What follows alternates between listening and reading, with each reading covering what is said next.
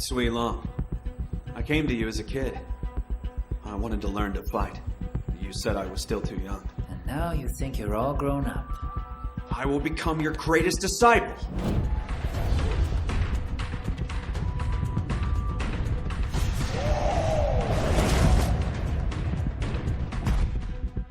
Bruce Lee, a martial arts legend whose path from an eager beginner to a world-renowned grandmaster captivated millions.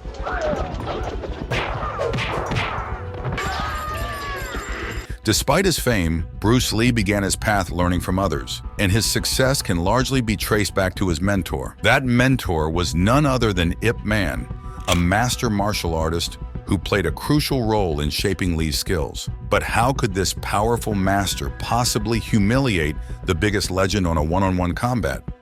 Join us as we reveal unknown Ip Man's ultimate skills that will give you nightmares.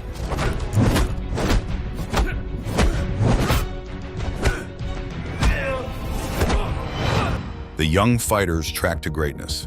Bruce Lee is often recognized as the top martial artist ever. Watching his movies or snippets of his fights, you can see he was a real innovator in martial arts, even going as far as to create his own fighting style. Many fighters just stick to what they're taught and don't question it. But Bruce was different. He decided to blend different techniques and truly make his own path in martial arts, which is a pretty notable achievement. To really understand how Bruce Lee became such a well-known figure, let's look back at his beginnings. Born in November 1940 in San Francisco, Bruce didn't stay in the US for long. His family moved back to Hong Kong when he was just a baby, only 4 months old. Growing up in Hong Kong, Bruce was introduced to the acting world early on because his father was an actor. He started acting at a young age, but life wasn't easy for him as a kid. He struggled with his grades, which was a major concern for his parents. Another big worry for them was that Bruce often ended up fighting when he was out on the streets. These problems made his parents decide to send him to St. Francis Xavier's College when he was in his early teens. At his new school, a boxing coach saw potential in Bruce and thought that boxing could be a good way for him to channel his tendency to fight into something positive. Both his parents and his teachers thought martial arts could be a good solution to his troubles. By 1953, when Bruce met Ip Man, his life was about to change significantly. This meeting was crucial because Ip Man was a master of Wing Chun, a style of martial arts that emphasizes close-range combat, quick arm movements, and strong legs.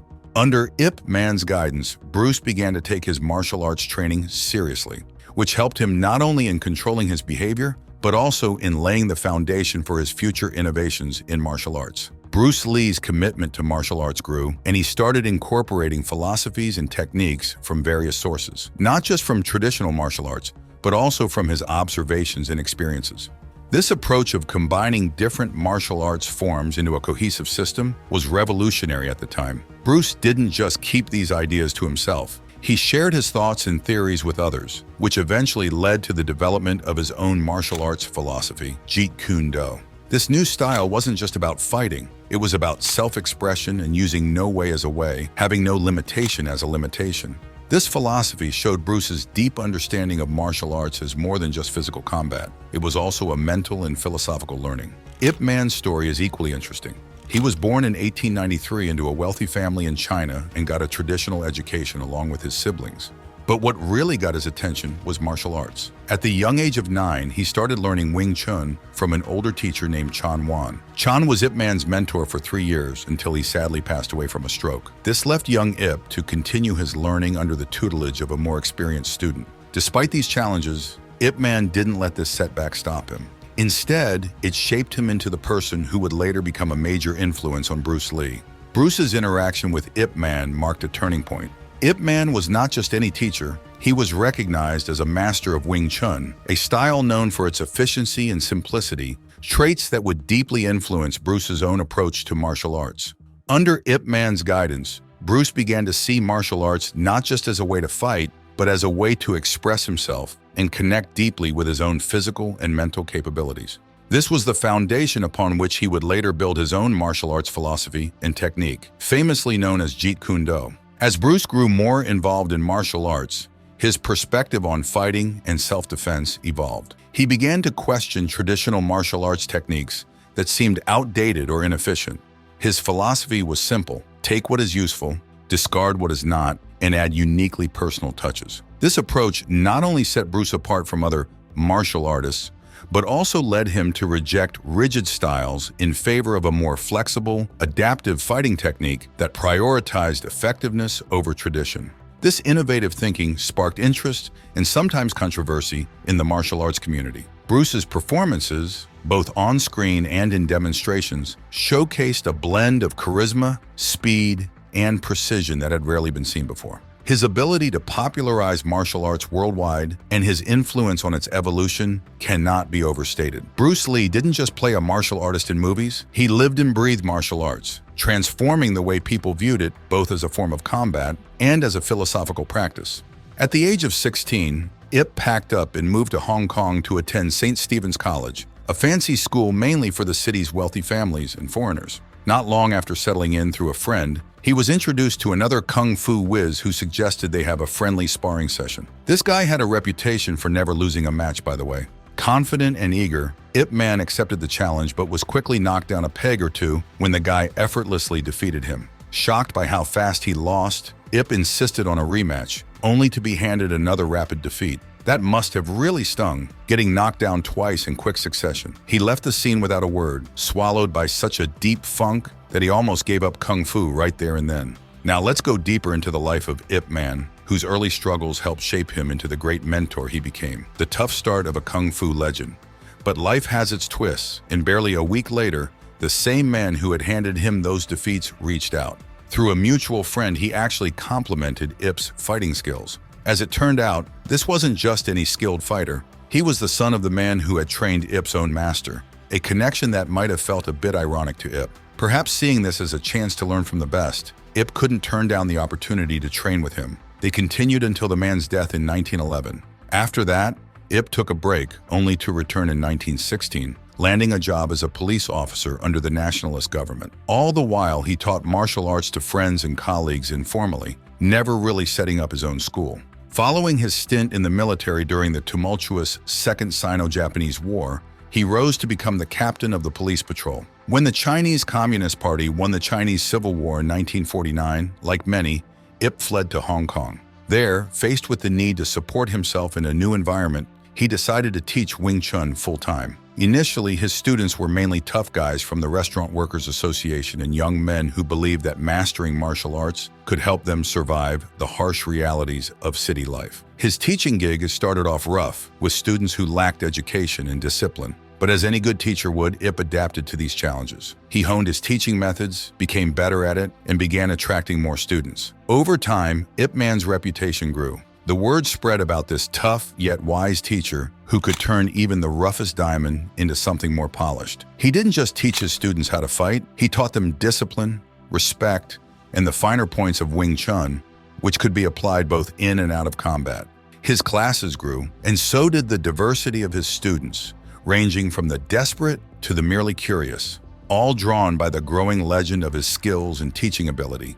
Ip Man's story isn't just about a martial arts master. It's about a man who faced down his failures, turned his life around when things got tough, and found a way to impact the world around him. His initial defeat and subsequent rise serve as a testament to the fact that sometimes our greatest setbacks can lead to our most significant achievements. This wasn't a straightforward tale of victory, but a real-life saga of bouncing back from the brink, adapting, and thriving against the odds. Then came Bruce Lee, a young, energetic guy with a keen interest in martial arts. When their paths crossed, it was more than just a meeting. It was the start of a mentorship that would eventually change the face of martial arts forever. Ip Man saw potential in Bruce Lee and took him under his wing, teaching him not just the moves, but the philosophy behind them. Under Ip's guidance, Bruce Lee didn't just learn how to move, he learned how to think and adapt, taking the lessons to heart and later redefining martial arts on a global scale. Back in 1953, Bruce Lee met a well-known martial arts instructor named Ip Man, thanks to a friend who introduced them. Unfortunately, their relationship had a rocky start. At that time, the martial arts circles had very strict rules about who could learn their skills, particularly if you weren't fully Chinese. Bruce, being one-quarter European because of his European grandmother, was initially rejected. They felt that someone who wasn't fully Chinese shouldn't be trained in Wing Chun, a highly respected martial art form. Despite this setback, Bruce was fortunate because his friend really stood up for him. He convinced Ip Man to give Bruce a chance, and that's how Bruce managed to start training at Ip Man's school.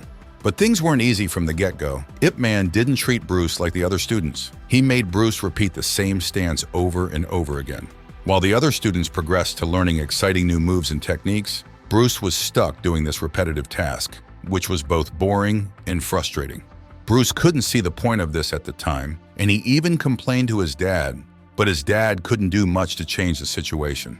It must have seemed quite unfair to Bruce. Day after day, he had to keep practicing that one stance in class, likely feeling out of place and silly. However, giving up was not part of Bruce's character. He continued to show up, kept doing the work, and stuck with it, even though he didn't understand the reason behind it. Over time, this discipline began to pay off. Practicing that one stance helped Bruce develop a strong foundation in the basics of Wing Chun, which later became crucial to his mastery of the art. It taught him patience and the importance of perfecting each movement, no matter how simple it might seem. This experience also instilled in him a deep respect for the discipline required in martial arts, something that would influence his personal philosophy and teachings in the future. Bruce's persistence and dedication to his training eventually won over Ip Man and the other students. His commitment demonstrated that he was serious about learning, not just there for quick skills. This early challenge in his training helped shape the innovative approaches he later brought to martial arts, blending techniques and philosophies from different systems to create his own unique style, Jeet Kune Do. Bruce's ability to overcome initial rejection and frustration highlighted his resilience and determination, traits that would define his career and legacy in the martial arts world. What Bruce didn't realize was that Ip Man had a special plan for him. This wasn't just some random exercise. Ip Man was trying to teach Bruce something deeper about Kung Fu, something that went beyond just fighting moves. Ip Man was known for being a bit tricky like that, maybe even enjoying the chance to test new students and see what they were made of before he really taught them the good stuff. With the foundation laid and challenges ahead, Bruce Lee's training with Ip Man starts to transform him, leading to mastery and growth. Bruce Lee's big break in fighting. As time went on, Bruce Lee's continuous practice started to show its true value. He slowly began to grasp the deeper aspects of Kung Fu, like the balance and the philosophy behind each move. What had seemed like boring, repetitive training began to really pay off. Bruce's abilities sharpened, and he started to move like a real master of martial arts. It turned out that those frustrating days were not just about learning how to maintain a proper stance. They were about laying the groundwork for all the complex techniques that would later turn Bruce into a legend. This style of training might look strange or overly strict, but it was actually a brilliant strategy by Ip Man. By having Bruce concentrate on the basic skills, Ip Man made sure that Bruce's martial arts foundation was incredibly strong. This was more than just turning Bruce into a skilled fighter. It was about making him one of the best in the world. Ultimately, the combination of Bruce's relentless determination and Ip Man's rigorous training methods was a winning formula. Bruce continued to power through the demanding training, never thinking of quitting, and Ip Man kept pushing him to excel, constantly challenging him to improve. Together, they overcame all the initial obstacles and frustrations. Bruce didn't just become a great martial artist, he became a worldwide sensation, known for his amazing talent and his unwavering commitment to his craft. This path from a frustrated beginner to a world-renowned martial arts icon was not easy. It involved a lot of hard work, dedication, and overcoming numerous challenges. Bruce's early days at Ip Man's school were about more than just martial arts. They were about developing mental toughness, patience, and a deep understanding of martial arts philosophy. These elements became the core of Bruce Lee's own martial arts philosophy, Jeet Kune Do, a style known for its adaptability and focus on practical efficiency. Bruce Lee's influence on martial arts and popular culture is monumental. He didn't just master traditional techniques, he innovated and introduced new ideas, influencing countless martial artists around the world. His films brought martial arts to a global audience, changing Hollywood's portrayal of Asians and Asian culture in general. His legacy continues to inspire new generations of martial artists, showing that with enough perseverance and dedication, anyone can achieve greatness. Bruce's story is a testament to the power of persistence and the importance of mastering the basics to build a solid foundation in any skill. It's funny to think that all those years of repeating the same stance, feeling stuck, and maybe even a bit embarrassed, were actually setting Bruce up for greatness. It's a good reminder that sometimes, even when things seem pointless or too tough, there's a bigger picture we might not see right away. And in Bruce's case, that bigger picture was about becoming the best of the best, thanks to an old master's peculiar but effective way of teaching. Back in the day, Ip Man had a pretty solid plan: to snatch up young dudes hanging around on the streets and get them into something constructive, like martial arts. He was big on the idea that these arts shouldn't be used for brawling around town, but more for self-defense or in official matches. But when Bruce Lee joined his school, things weren't exactly smooth sailing. Even after he had been there for a year, quite a few of Ip Man's students wouldn't train with Bruce once they found out he was part European. These guys were super protective of their martial arts traditions and didn't want to share them with anyone they saw as outsiders. But Bruce was super eager to learn everything he could about martial arts, and he was even ready to teach others. His enthusiasm and willingness to learn won him some private lessons with Ip Man, along with the few students who didn't mind his background. Even though Bruce was just a teenager when he met Ip Man, he picked up on everything super fast. He not only learned quickly, but also started acting more mature, though he was still known to throw down in a street fight now and then, just to prove he was a force to be reckoned with. By this time, Ip Man had really made it big. His martial arts school was thriving, and he didn't need to do much day-to-day teaching anymore. He had senior students who could handle teaching the newcomers. But then he saw how talented Bruce was. Bruce wasn't just another student, he was a prodigy. Even though Ip Man could have left the teaching to his senior students, something about Bruce's skill and determination made him decide to train Bruce personally. That was a big deal, especially since a lot of other students were giving Bruce the cold shoulder because of his mixed heritage. This one-on-one training with Ip Man was a golden opportunity for Bruce. Over the 3 years he trained there, Bruce not only mastered Wing Chun, but also got really good at Kung Fu. He wasn't just attending classes, he was winning competitions and starting to make waves in the martial arts community. People began to notice him, and he was quickly building a reputation as a top-notch fighter. Bruce's story didn't stop there. Despite the initial hurdles with some students not wanting to train with him and having to prove himself more than others might have, he kept pushing through. His dedication paid off massively. It's like he was on a mission to show that being great at martial arts isn't about where you come from, but about how hard you're willing to work and how much you're willing to learn. And throughout his time with Ip Man, Bruce transformed. He went from being this eager kid on the streets to a martial arts phenom. The kind of transformation he underwent wasn't just about learning how to punch and kick. It was about understanding deeper things like discipline, respect, and the philosophy behind martial arts, which he later took to new heights globally. As Bruce Lee starts to make his mark, he breaks away from old traditions, reshaping martial arts with his unique style and ideas. The Kung Fu master conquers Hollywood. The old Wing Chun community wasn't happy about Bruce Lee, who seemed like an outsider getting a lot of attention. However, Bruce didn't care much about what they thought. He was focused on making a name for himself no matter what.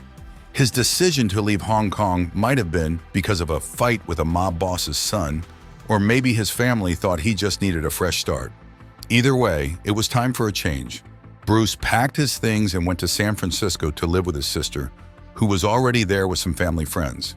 After spending a little time there, he moved to Seattle to finish high school.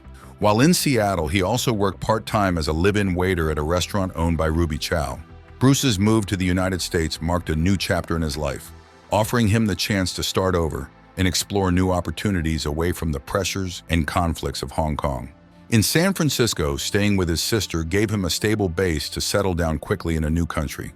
The change of environment from Hong Kong to the US was significant, but Bruce adapted well, embracing the new experiences and challenges that came with it. It was during this time that Bruce started to teach martial arts on his own. In just 3 years, he had polished his skills so much that he considered himself a master. He came up with his own style, Jun Fan Gung Fu, which is pretty much Kung Fu named after himself.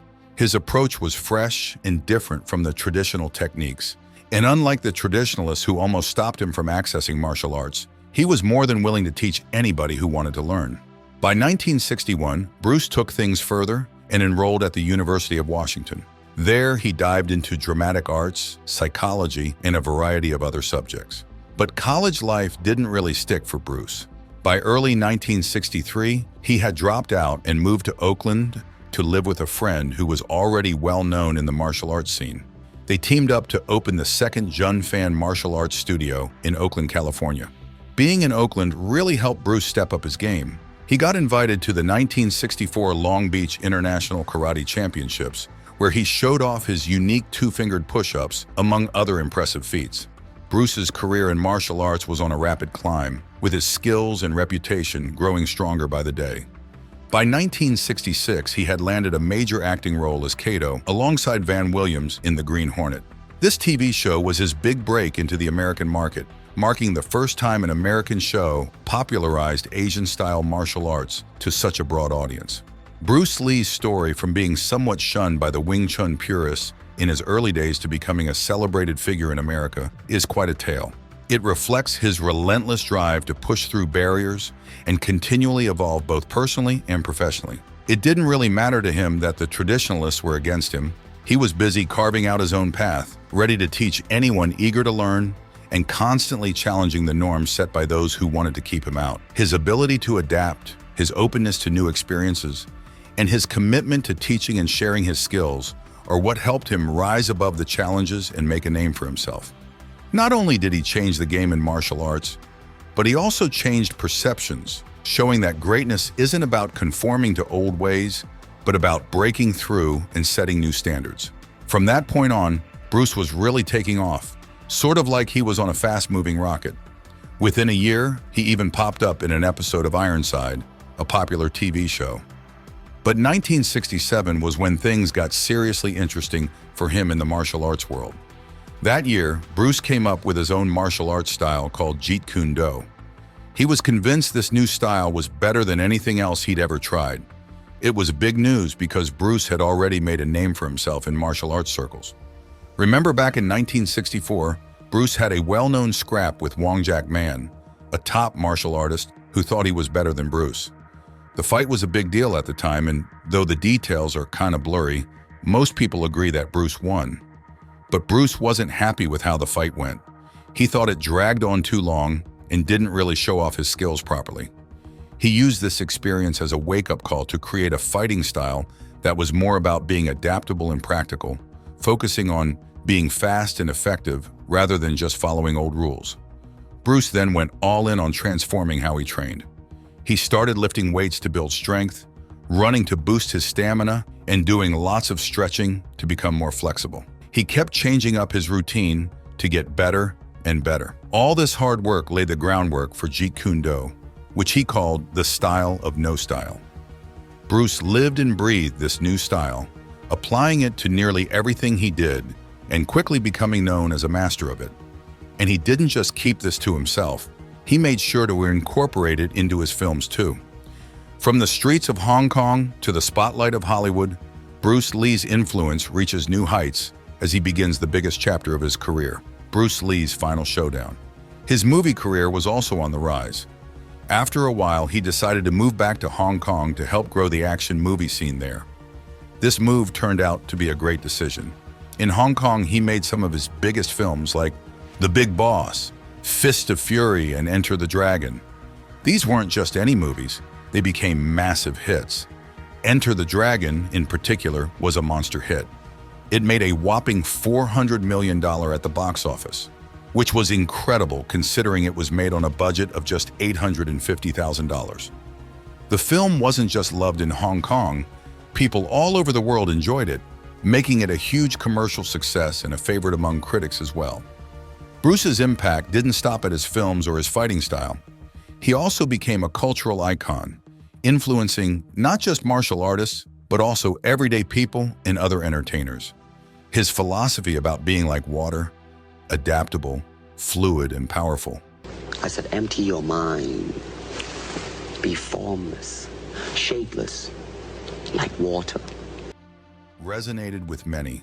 It wasn't just about fighting, it was about living. He encouraged people to be the best they could be, to adapt to situations, and to always keep improving themselves. This message, combined with his charismatic screen presence and groundbreaking martial arts, has kept his legacy alive long after his untimely death. It's pretty sad that Bruce Lee's life ended so soon while he was gearing up for his next movie, Game of Death. He died in his sleep on May 10, 1973, from something called cerebral edema, where his brain swelled up a lot. At least that's what the doctor said. On the other side, Ip Man, Bruce's mentor, stayed back in Hong Kong and used his connection to Bruce to boost his own popularity. He became quite the figure in the martial arts scene, pulling in richer and more influential students because of his status as Bruce's teacher. By 1967, Ip Man and his students even started an athletic association to help martial arts grow in their area. Ip Man himself passed away in December of 1972, just a few months before Bruce, after fighting cancer for a long time. It's almost like their lives were meant to overlap. Both of them were into martial arts not just for the flashy moves, but because they saw it as a way to better themselves and as a real form of art. They both believed that martial arts shouldn't be exclusive to anyone. They wanted to teach everyone willing to learn and put in the effort without holding back any valuable tips. Bruce Lee might have become a world-famous actor and a top-notch martial artist, but he started with a solid base thanks to training under Ip Man. Their connection was so strong that their deaths happened within months of each other. Because of their work, today there are countless people who love martial arts, with many aiming to reach the top, just like they did. Bruce Lee is often seen as one of the greatest martial artists ever, and a lot of that is down to his incredible effort and determination. But having Ip Man as his mentor, one of the best teachers around, surely played a big part. Although Bruce Lee only lived to be 32, his impact on martial arts and movies is massive and continues to be felt today. If we're looking for a silver lining, it's that he'll always be remembered for his contributions. Despite their fame and contributions to martial arts, Bruce Lee and Ip Man's approach was pretty down to earth. They were about opening doors and breaking down barriers in martial arts, not setting them up.